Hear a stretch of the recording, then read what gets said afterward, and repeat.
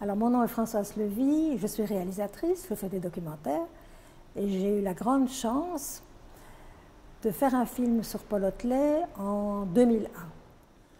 Mon premier souvenir, je pense, c'est une odeur de papier mais extrêmement forte, qui vous prenait à la gorge comme ça et qui était...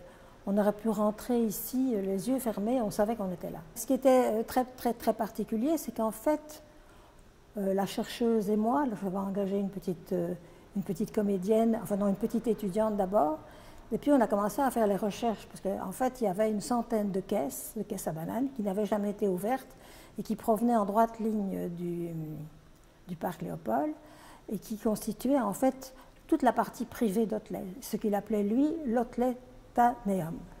Et donc on a commencé à ouvrir ces caisses, mais tout était mélangé, complètement mélangé. Donc il y avait aussi bien une cravate tricotée par sa petite amie, que des boucles de cheveux de ses enfants, que des cartes postales, que des textes extrêmement compliqués, une carte postale du Corbusier. Enfin, c'était très mélangé. Et donc, à un moment donné, moi, je me suis dit, mais on n'y arrivera jamais. On a là toute la vie d'un homme. Et bon, il est quand même mort à 76 ans. On a toute la vie d'un homme devant nous, dans ces caisses. Et il faut les ordonner, les agencer et raconter une histoire en plus. Et sur chaque caisse, on a mis des numéros ou des lettres, je ne me rappelle plus. Et puis, on a fait une liste par contenu de caisse, ce qui nous semblait intéressant et ce qui l'était moins. Donc ça a été une sorte... Parce que moi, je voulais surtout rien toucher. Même si c'était complètement mélangé, je voulais respecter ce désordre et pas refaire un ordre à nous. Donc en fait, on a fait des listes par caisse à bananes. Évidemment, on pourrait me reprocher que quand on a fait le film, les deux chercheuses, elles trouvent les documents par ordre chronologique. Ce qui n'était pas du tout le cas quand on a fait le film. Mais bon, non, c'était impossible. Impossible.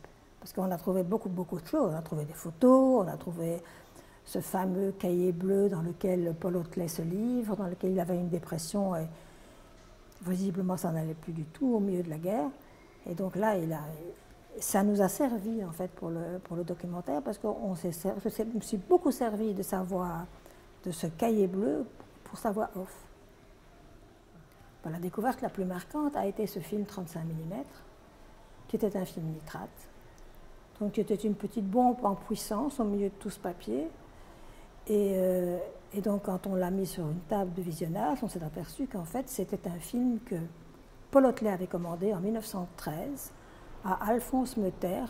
Bon, Meuter a poursuivi après son laboratoire à Bruxelles, et donc où on voyait, c'est le seul film qui existe, où on voit Paul Otlet et La Fontaine qui reçoivent Andrew Carnegie.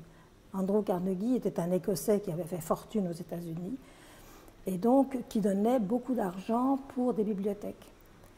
Et il est venu au Palais Mondial et Otlet lui fait les honneurs de tous les murs et des vitrines. Et après ça, Carnegie a décidé de lui donner un subside. Ça, le film, ça a été la chose la plus extraordinaire. Le film a très vite traversé les frontières. On avait fait une version anglaise qui était bien, pratiquement aussi bien que la version française.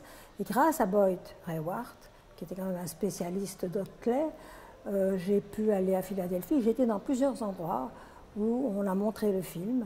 Et je sais que malgré que le film continuait à tourner dans les universités, même si je n'étais pas là. Et d'ailleurs, il y a eu un distributeur intéressé qui était Filmmakers Library, qui a toujours le film en distribution.